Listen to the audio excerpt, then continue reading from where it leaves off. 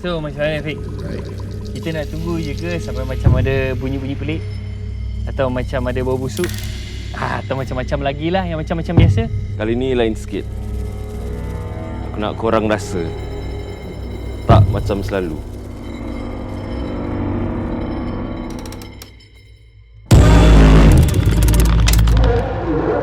Dia cakap dia ada dengar something.